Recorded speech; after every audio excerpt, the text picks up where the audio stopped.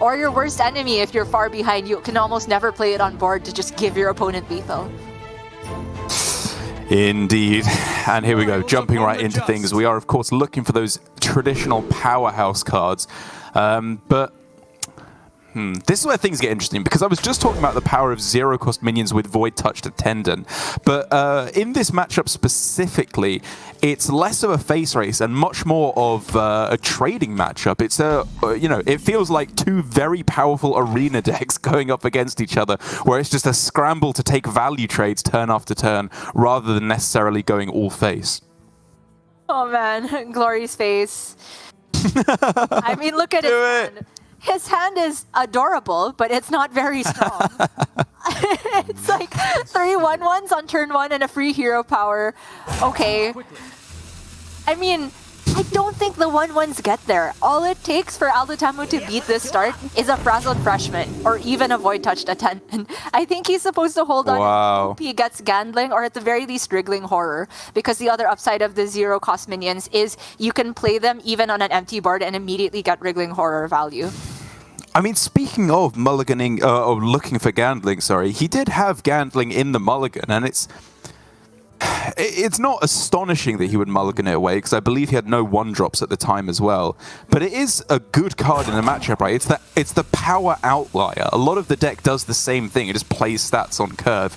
But Gandling can give you that power spike. I do think there is reasoning for keeping Gandling when you're on coin and can get it down turn 3. But if you're on play without a guaranteed 1-2 play and you have to wait for turn 4 to pop off, you could very likely die by then if you've not done anything. So I don't fault him at all for getting rid of it, but he'd certainly hope that it comes back sooner rather than later, because this hand is so terrible! Okay, wait. This is a Ilusha turn 3 hand. Maybe it's not the worst ever. I mean, it's not... Yeah, I mean, it's not good, but I'm trying to figure out if it in some way works out for you. You can go, ping, tour guide, and then probably still hold off on the tiny fins. Like, if you get Gandling, you can just ditch the Alusha plan. Yes. And if you don't, you can then just go double tiny fin Alusha on the same turn. Correct, yeah. I don't think there's any need to play the Tiny Fin. It's just whether or not Ilusha on 3 even gets there. It's really only good if Alutemu has somehow just held on to Tiny Fins or Desk Imps of his own, which doesn't very likely happen. Okay, I was thinking if you're gonna hold off, you end up pinging the 1-3 instead, but if you are gonna go in with minions, ping the 1-1, so Wriggling Horror is less of a push. Yeah. Sure. But I mean, here we're just seeing the problem with these zero-mana minions is, yes, they're, in a way, a lot of tempo, but the problem is they just get value traded and outvalued so easily in this matchup. This is where you win the matchup. It's not necessarily by going maximum tempo. It's being able to follow up, back up the promises that you made with all these aggressive tempo plays early on with consistently strong plays. Alutemu has that. Glory hasn't got diddly squat. I just feel so bad for Glory watching his cam. He's like, why me? Why now?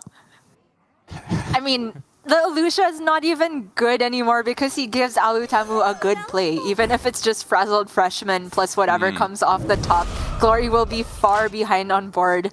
So it is just about trying to survive. He has technically gotten ahead on board. Right. It's the perfect top decks from here on out. Probably Gandling on curve might still get there if he can get raised dead after that and then just res the Tiny Fins. Maybe. But it's looking dire right now. The whole point of mulliganing his opening hand was he could start with the Frazzled Freshman and get there with Homunculus, Wriggling Horror, Merchant on curve. That's the way you win the mirror. But he ended up with too flimsy of a minion set. I mean, he's floated 3 mana by turn 3. That is horrendous in an aggro mirror. You just don't win those kind of games, especially when Alutemu can follow up with an insane raise dead here. Very, very powerful indeed. Keep taking value trades. Glory just concedes. Doesn't even want anything to do with that game. And I mean, with 2 players who are quite clearly such good friends, at the very least, they can both see the funny side of such a ludicrous series of Hearthstone, or game of Hearthstone. I think I would have waited at least one more turn for the concede. I think Gandling off the top sometimes sticks. Maybe. Mm-hmm. And then if it's 6, sometimes you get raised that off the top. Yeah, maybe. Yeah, because Alutemu, he put 3 attack on board, right? So he's not able to face up, trade down, and ping the Gandling next turn. It's 1 damage short. But sure, I understand. It wasn't exactly Gandling off the top. He is 100% losing. Platform. I didn't say anything. I didn't say anything. It's all kosher. As Glory here going down 1-0. The Priest getting the win is, I mean, again, I think it's good, but it's not necessarily the biggest of, the most important of wins, because both with Face Hunter and Demon Hunter left, I think that Priest has a good matchup against Face Hunter and a good matchup against the Brute Demon Hunter as well. So for Glory here, it's still okay, still salvageable, as the next match is going to be Demon Hunter versus Priest. And once again, you have to get off to a monumentally quick start here as the Brute Demon Hunter to be able to counteract all that pressure and all the disruption from Priest.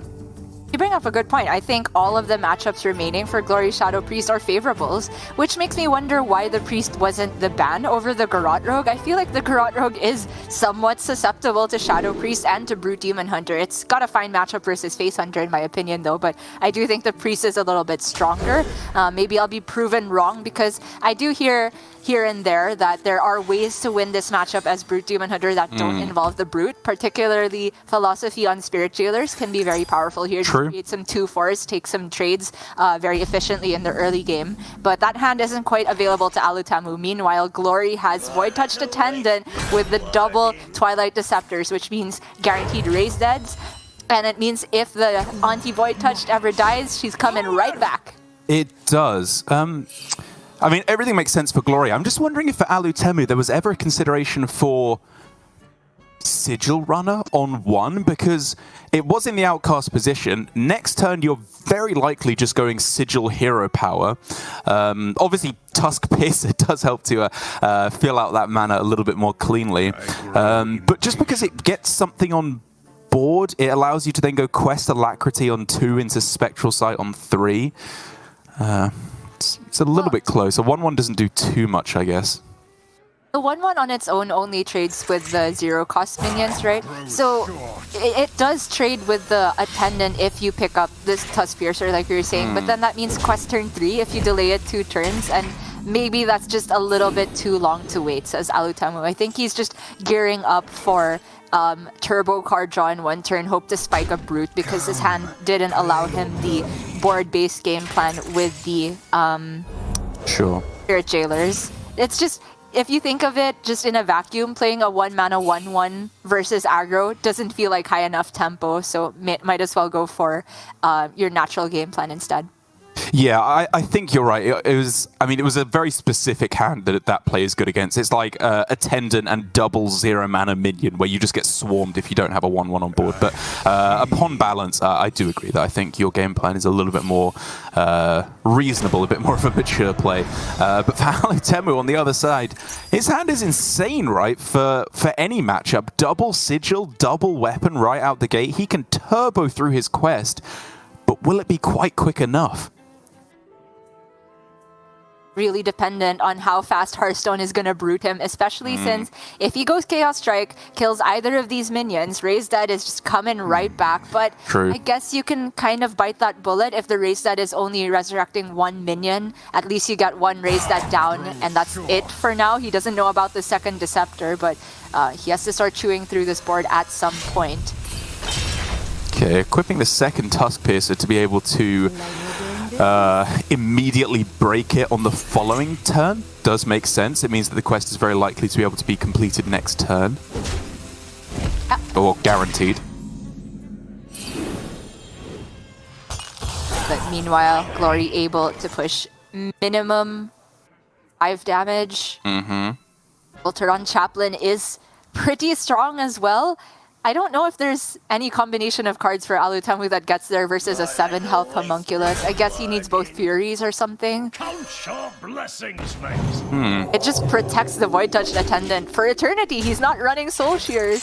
Yeah, it does, doesn't it? I mean, I was wondering, given that there's silence in the deck, does that affect your decision? But honestly, if your opponent spends 4 mana on a librarian, you just say, nerd, and then hit him in the face.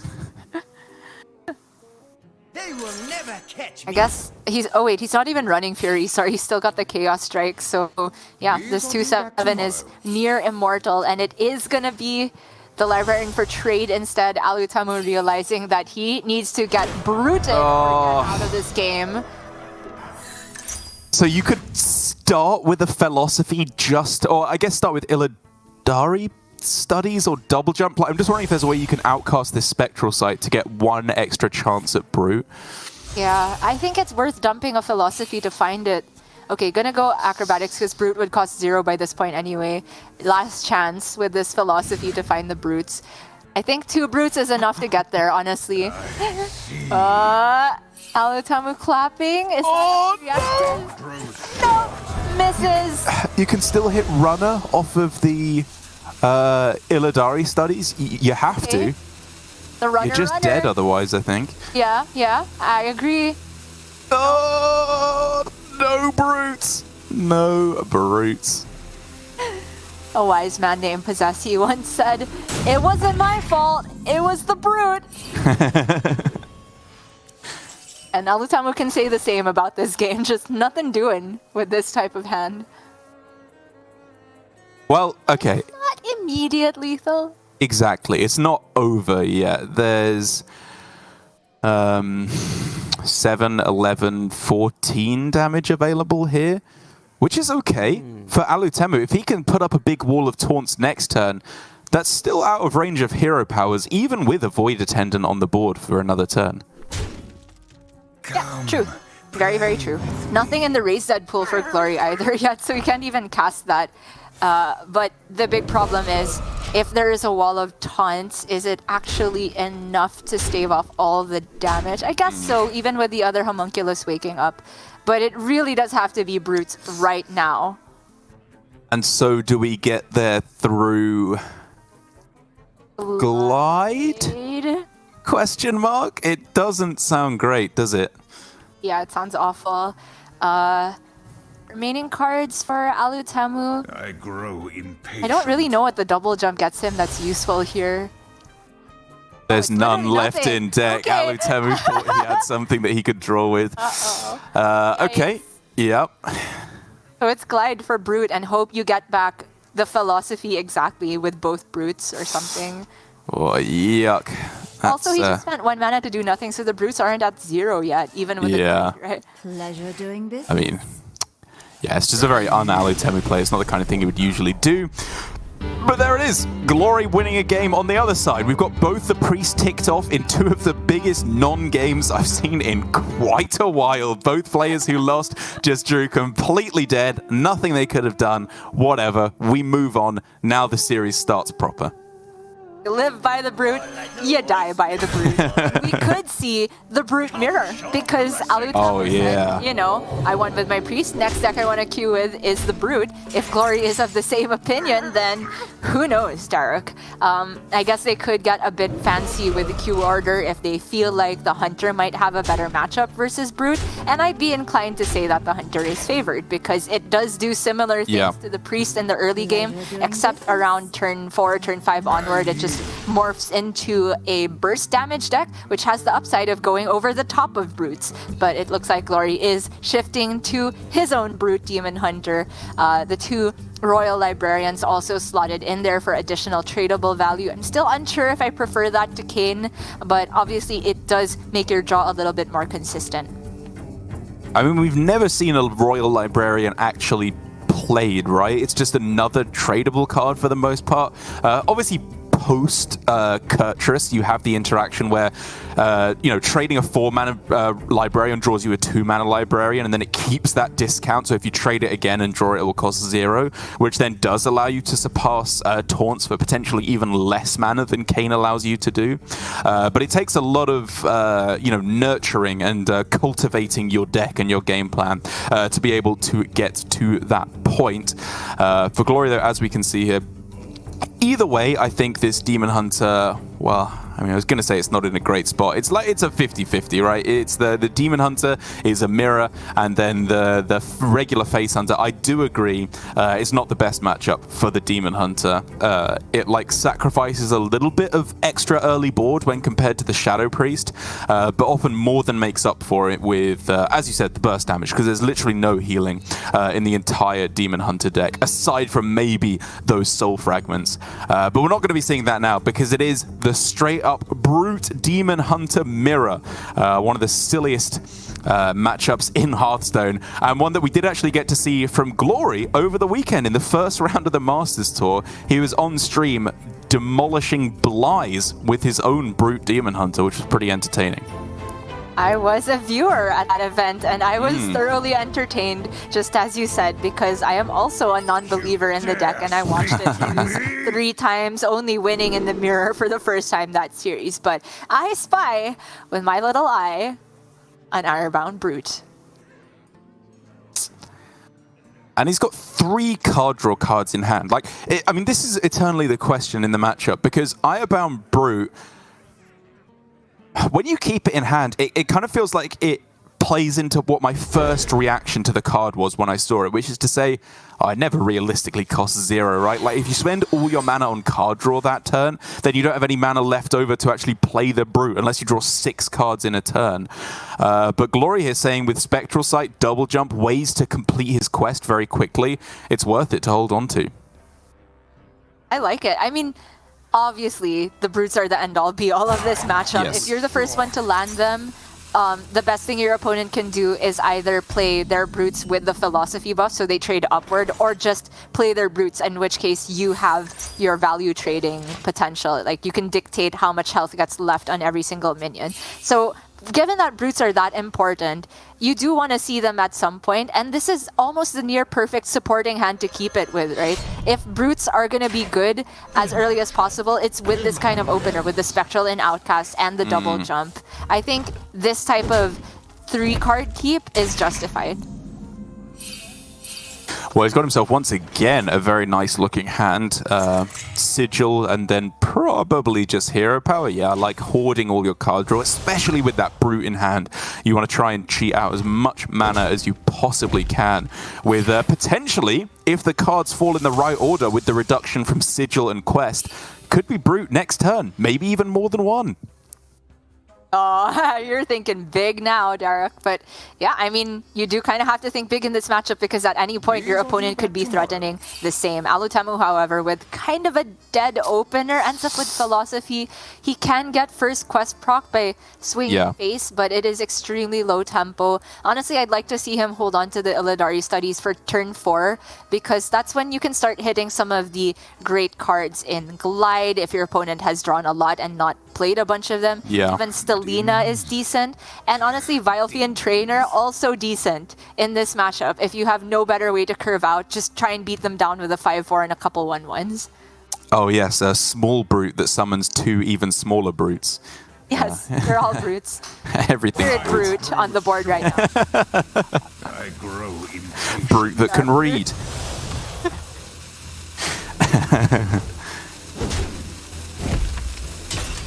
Yeah, okay, we can let that one slide.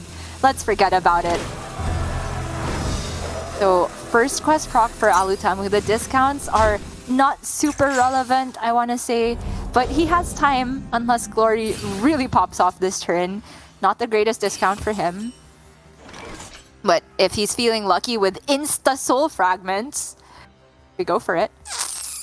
Oh, what? Spirit Jailer, Spectral Sight. I mean, you're still completing the quest one way or another, right? Yeah. You may as well start with the Jailer, and then sometimes you get Brooded on top of it. Yeah. You just need to cheat 1 mana, which can either come, as you said, from the Soul Fragment drawing an extra card, or from discounting a key card off of the quest completion. Starts with the double jump, though, which obviously doesn't affect Spirit Jailer because you're not drawing fragments off of double jump. Well, this is smart ordering as well. It discounts 1 extra card by over-completing the quest with this ordering. And yeah, if he's not going for the Brute on this turn, ending with the Spirit Jailer, I think is reasonable as well. Yeah, this is a much more disciplined play, right? To be able to get Brute for certain next turn. Well, I guess still not certain, but even better odds, right? Because he put the fragments after he did the draw, and he has a bunch of cheap draw in draw right now. Studies, turn 4, looking for still Man, makes you wish you'd started with that first Crimson Sigil Runner, doesn't it? Yeah. They will never catch me. You got to do it, right? You just Peddler. play it and then Sigil Runner. And then Quest is on 4 out of 5 after that. And then you can Peddler and get 5 out of 5. Okay. Exactly, yeah. Alutemu's just losing this game. Like, he needs to hope that neither player draws Brute and that he can get down Kurtrus at the very latest 1 turn after Glory. You can't just keep passing turn after turn. Fair enough. Okay. Up there with a bunch of 1-3s. All right. It's as good a plan as any.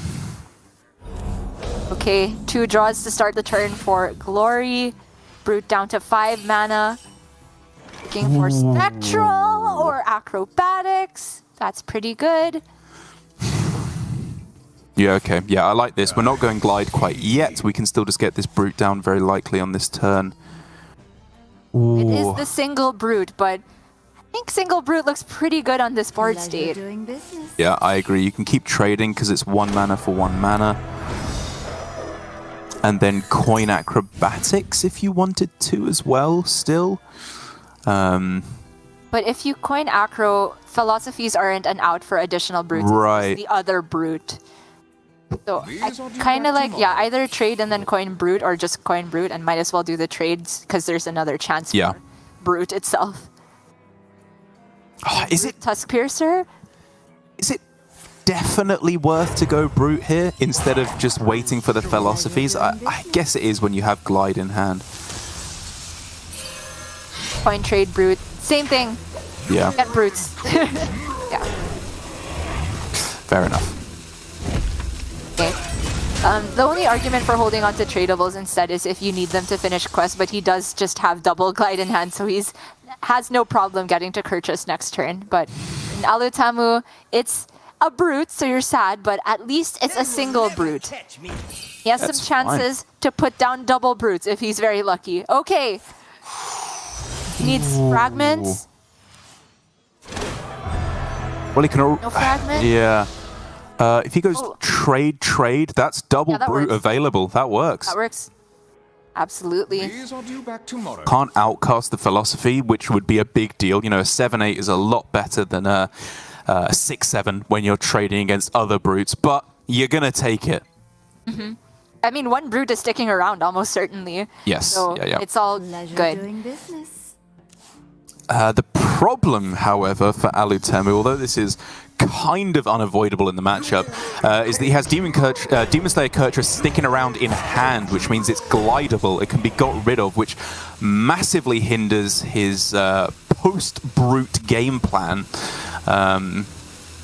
which, believe it or not, is actually a thing. The old PBGP, post-Brute game plan. Yeah, unavoidable, I agree. It's just, like, to do anything of significance, you play Brutes, which involves getting Kurtrus in hand if you draw that many cards, so just kind of accept that it's there and just try to ride off the back of essentially a Boulder Fist Ogre with Taunt. That's the only one that's staying around because Glory will be able to trade off. I'm feeling the one on the left can go away. Yeah, I think his question is just whether or not you play Lion's Frenzy on this turn, because it would allow you clear. Or it would be 1 off clearing both Brutes, right? Because you go up to... Oh, no, it would... Oh, no, Lion's Frenzy is at 0 attack normally, so it would go up to 6 attack, I believe. Yeah, I think it's just short as well. Okay, fair enough. It is very awkward. He got a Kurt of his own to start putting together the threats. Whoa. A hand that's begging for a brute, but it won't deliver. And Alutemu hoping to get the Kurtrus back. Oh! Facial expression. There he is. He's back. Monster Back again. Kurtrus, dude. Monster. Monster. Oh, it's insane. Trading as well, or double jump. Yeah. Glory knows this is not going the way he had hoped, because while he has Kurtrus in response, that one turn difference with a 7-7 and a brute on the other side, I think gives Alutemu a very good shot at lethal. Honestly, with this last mana, I think he's free to hero power the brute. Really? You're free to trade a 1-1 and like you have Kurtrus. I want to spend my mana on trading or drawing. I'm just trying to see if you can set up a 2-turn lethal on board, because sure. I guess, yeah, he has above 13 anyway, so it's still 2-turn lethal. Whether or not you play that Spectral Sight is actually quite interesting, because obviously your first instinct is to say no, because you can then get more attack buffs with the Lion's Frenzy, but it's far from guaranteed to be outcasted on the next turn. Yeah. That was my thinking of not spending a mana on drawing. Like, what if you need more mana to then play a Lion's Frenzy because you got an outcast card? But sure. As long as you didn't play double jump, because that's the one that's guaranteed to get you a card that's almost going to be locked for certain if you play it. All right, here we go. This time he has cards that he actually can outcast with his double jump, thankfully for him. Not just dead already, 15 on board plus hero power. He's just dead already with hero power, right? Yes, let's go with that. Glory concedes. Alutemu doing some very fancy card swing in there in order to close out the game, but I think just pulling out the old Demon Claws and smacking them with that would have got the job done. A big win, very, very big win for Alutemu. Winning the Priest Mirror was, not the biggest of deals, but the Demon Hunter I think is absolutely massive, because now only has to win with his Hunter, and he has either a Mirror or the Demon Hunter to be able to win with his Face Hunter, which I think gives him obviously a 50-50 in the Mirror, and then a pretty good matchup against the Brute Demon Hunter, which so far is not getting the job done for Glory. So ironic, because I do recall watching Alutemu's stream one day where somebody in chat was asking what's his favorite anime, and Alutemu went so far as to also share Glory's favorite anime, and it is in fact Demon Slayer, also known as Kimetsu no Yaiba. And it was the Demon Slayer Kurtrus on Alutemu's side that betrayed Glory, just coming right back off from the glide, making it impossible to raise the damage. Sad for Glory how things have worked out here, but he still has a couple chances here. Like you said, he has to win an unfavorable and a mirror. But stranger things we have seen in Hearthstone. The Face Hunter for both sides, I feel, has been a very interesting build, and I think an appropriate evolution for the deck, given that the meta is just very weak to Divine Shields, I would say. A lot of the control decks have a hard time dealing procs of 1 damage twice. Immolation Aura is a big one, but things like Arcane Missiles, Mask of Cthulhu just don't really exist anymore. So I love the inclusion of Bone Chewer Brawler and Guardian Og Merchant. The Og Merchant is very strong in Priest, and in Rogue we know that already, so what more in Hunter with the Bone Chewer synergy? Yeah, against Warlock specifically, I find they just don't interact with Divine Shields, because not only does it make your Soul Rend worse, all your targeted removal sucks against Divine Shield minions. Like, Drain Soul doesn't heal anything, Touch of Nathrism obviously doesn't heal anything.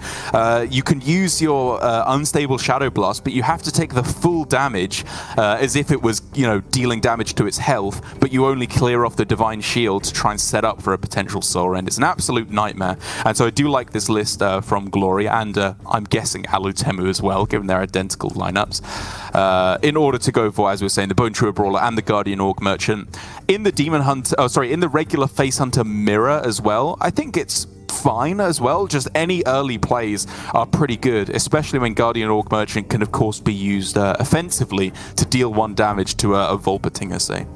Yeah, to make room for these tech inclusions, they have cut Kolkar Pack Runner, which is unsurprising. It's a lot less impactful on 3 mana. And also the Imprisoned Felmos, which some people are running to be even stronger against aggro, but I can definitely get behind cutting it for stronger against control, but I can get behind cutting it for the aggro mirrors. It does mean that there's less potential to kind of pull back when you're behind without the Kolkar pack runner though. So it's going to be similar to the Priest Mirror, where making sure you can curve out properly, be the first to land a Wriggling Horror will be a very big deal, and both players have access to the early curve.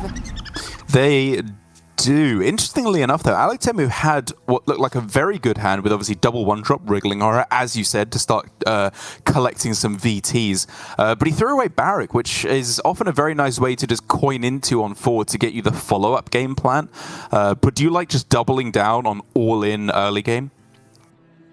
I wonder. I do. I think this is a heavily board-based matchup. You can get there over the top with Burst, but I find the Burst in the form of Rhino is a lot stronger than the Burst in the form of Barak into aim shot, quick shot, because the Barak, the turn you play it, is very bad tempo, 5 mana, 3/5 and aggro mirror, whereas the Rhino gets on board, it pressures them and forces them to trade immediately. A lot of the time when you play Barak, they can ignore it and then set up their own 2-turn lethal. So I like the play from Alutemu, but this turn obviously a little bit awkward in that if he plays his own Vulpertinger, he's very weak to Wriggling Horror, starting with Demon Companion instead, so I think he sets up for Vulpertinger into Wriggling of his own the next turn. But Glory gets a decent outcome here. True Aim works weird with this board if you could only get the Kolek to attack the Kolek, but it has to be the Vulpertinger here. Yeah. Order played. Yeah, exactly. It works in play order. And I think it's correct to still use a charge, right? Because it sacrifices a weapon hit and 1 damage to yourself for 1 extra damage to your opponent. Which I think is worth it. He is currently, I think, in on the aggressive game plan. Does look like it. He's lacking a strong turn 3 though, but the Warsong Wrangler with the weapon already equipped is a recipe for success. As for this turn for Alutemu, the only reason you really hold on to coin in this matchup is so you can get an immediate buff, especially without the Kolkar pack runner, so I'd expect it's Vulpertinger plus the Wriggling Horror here. I was kind of looking at just double Vulpertinger here, go like super wide and then try to go Wriggling Horror next turn with maybe Demon Companion, because they probably struggle to clear everything off. Just because allowing them to go 2-1 into your 2-2 doesn't feel great. Yeah, it doesn't feel great, but it's still ahead after you total all of the damage. Yeah. But with the Wriggling Horror top deck from Glory, that's pretty strong. I guess the Vulpertinger buff to 3-2 doesn't really do that much, but it allows him to take a VT with the Kolek, which is enormous, right? Kills off the Wriggling with his own weapon. I think he's okay to ignore this Vulpertinger because Alutemu doesn't have access to the Wrangler just yet. Man, even that was kind of a tough turn. I was always considering if it was Quick Shot actually there instead, because you could have gone Quick Shot 1-2-2, swing the weapon into the Horror, and then trade up with your Vulpertinger. I guess that leaves you with a Wriggling Horror and no guarantee to be able to play it on 2 minions. So yeah, because it would strand a buff in hand, this is probably superior. But already, man, like aggro versus control, I feel like is relatively easy. Aggro versus anti-aggro, you just throw everything down and try and kill them. But these aggro mirrors are so dense. They're so difficult to think through all the possibilities. Yeah, you really need to have a focus on value trading, like the old zoo mirrors back in the day, my favorite. But I generally find that playing quick shot when you're not actually developing alongside it is one of the lowest tempo plays you can make. So even though that Wriggling Horror only got him 1 value trade, he ends up with 2 minions to an empty board, which is a nightmare for Alutemu to have to get rid of, right? They're not running Wound Prey. Alutemu's shown pretty clearly that he doesn't have a weapon, I think. Weapon would have made his life easier a couple turns ago. So it takes a quick shot from him to actually deal with one of these, which is an awful use of your mana at this point in the game. I'm thinking this turn ends up start with Demon Companion, see what you get. And if it is nothing that lets you full clear with quick shot, aka Kolek or Shima, maybe just play Vulpertinger. Yeah, that makes sense to me. Just see what you get and then follow up. Okay, he did end up with something that lets him clear the whole board if he expends quick shot, but he's going Vulpertinger here, hoping that Glory doesn't take a trade down into 1 Vulpertinger so he can block with the Warsong Wrangler. And I honestly thought that Glory would still take the trade because Wrangler's huge here. But he even holds the weapon charge for the Rhino, which means Alutemu gets the double buffs on the Volpertingers, which honestly, kind of like it still from Glory because the 3-2 Volpertingers aren't even that strong on this board state. Alutemu can't buff them, right? Because he's drawn both Volpertingers already. Right. So he's forced into picking Rhino if he has the Wrangler. Good catch. Yeah, then it's obviously a face play for Glory. So now, does this become a Rinling's turn?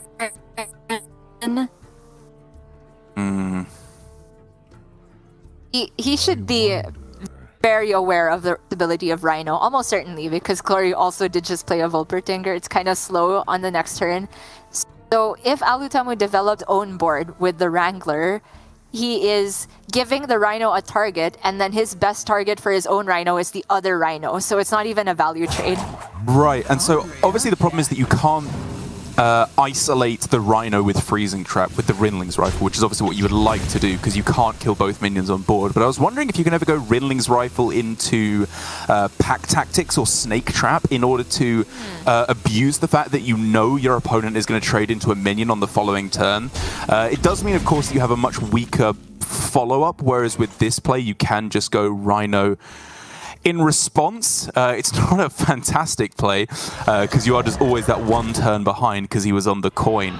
But I think on average that Rinling's Rifle just wasn't doing quite enough. You need to just take the Rhino and try and clear some damage off.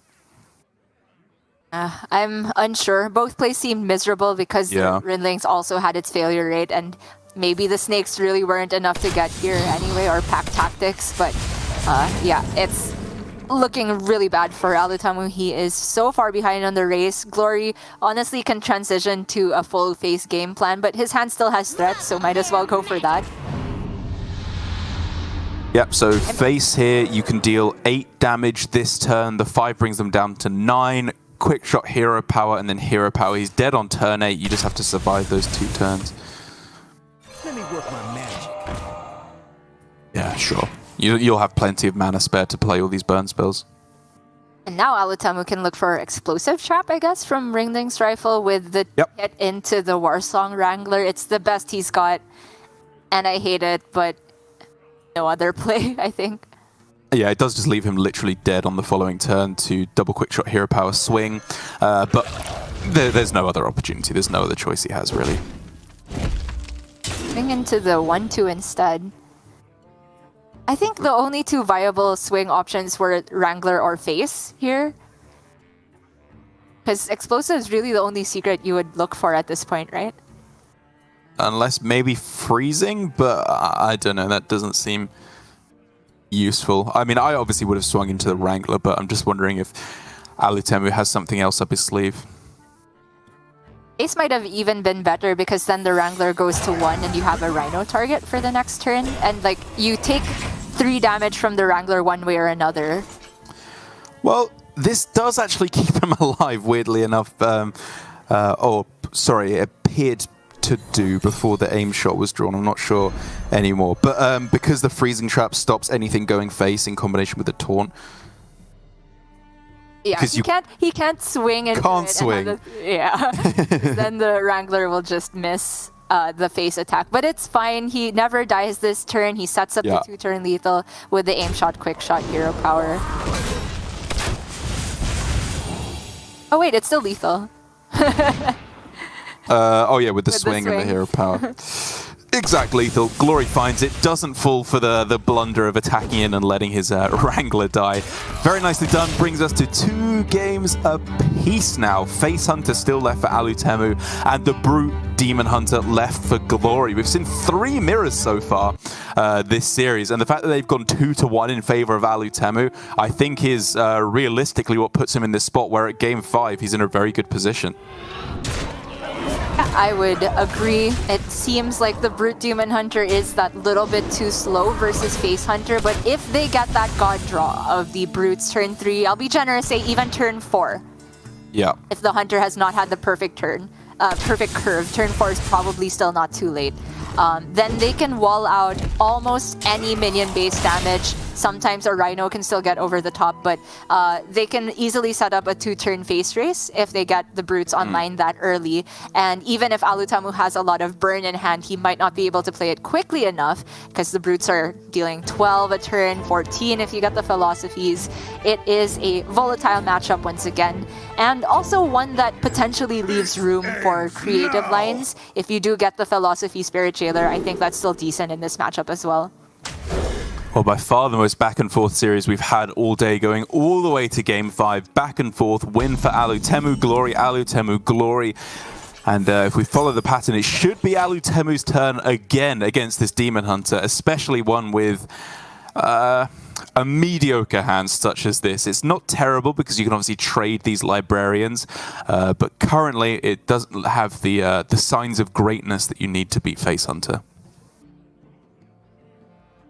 True. But Alutemu, meanwhile, has excellent hand. Coin, Bone Chewer, Brawler into the Guardian Og Merchant synergy. That's really, really powerful. The only punish, I suppose, is... Wait, they're not even running Fury. There's it nothing. just doesn't die on turn 2. Yeah, it would literally... It would literally have to be Illidari Studies into I-Beam is the only way that it could die that I could think of, which I don't want to play around. Take that risk every single day of the week. Even though you miss out on the Intrepid Initiate getting an immediate buff, that's all right. The 4-2 Divine Shield essentially make this a goody 2 shields. That is just so difficult for Demon Hunter to get past. It just doesn't. It's never going to get through it because if you attack face and then attack face again, you're taking a further 8 damage. The only game plan for Glory is proactive. Get these brutes online. Nothing else is going to do it. Yeah. Got them brutes online and somewhere in the top 5 cards of his deck right now. Right. Obviously considering how much card draw to expend on this turn because he wants to be able to complete the quest, but he also wants to thin his deck so that he's more likely to find those brutes in the next few turns. It's a strange dynamic. Oh man, look at this curve for Alutemu. He plays the Initiate. Next turn, he has Wriggling Horror plus Adorable Infestation. Even if Glory manages to somehow clear one of these minions, there's still going to be 2 stuck around for the buffs. He gets the +2 attack on the Initiate. It is just going way too fast for Glory right now. He needs to get bruted. That's Brute's best friend, but it's still not enough to get there quite yet. He can complete the quest, of course, very easily on this turn. And from there, next turn, there's the possibility for a miracle draw. These are due back tomorrow. Oh, you don't want to play that? I think he's trying to discount it with the quest so that he can play everything from the left next turn. Giga Draw, have all the mana spare. Fair. Okay, yeah, sure. Unless he's gonna silence the Bone Chewer Brawler. That sounds awful next turn. I am not on board. Okay. Alright, so 7 on board. He gets 8 with Adorable and then 2 more from the Spell Burst. So 10 Wriggling Horror for another 2 more. That's 12 damage this turn. Yikes. Oh my lord. This is one of the best Face Hunter hands I've seen in a very long while. Perfect mana execution. Ridiculous amounts of damage out the gate. Like, you know, if Wriggling Horror didn't immediately give +2 attack, I would just start weaving in hero powers here to get over the top of the brutes, even if they do come down. Just deciding where to put the buffs. Honestly, anywhere works, I think. He fell right into the Librarian's trap by buffing the Bone Chewer Brawler yet further. What a fool. Is he actually playing it? This is always traded, right? It's always traded. Yeah. Okay. It never gets there. It's so late. I mean, he copies just to outcast the Spectral Sight. Was he just going straight up Glide instead? But what's the out in that case? I mean, he discounts every card he draws, so if he gets Brute, Philosophy, Brute, I don't know, like... okay. Not this, basically. That's game! Yikes. Yes, that's going to do it. Thumbs up from Alutemu. Well done. In the full mirror, he, of course, won the crucial mirrors that got him over the edge. The Priest was a big one, but the Demon Hunter was really the deciding factor in the matchup. Getting that out of the way, not having to play Brute DH into a bunch of aggro decks that it absolutely hates to do. At that point, you're absolutely laughing, and we do see Alutemu going through to the semi-finals tomorrow. A huge win for him, and a pretty devastating loss for Glory, who is decidedly much further down the table this season than his practice partner in Alutemu.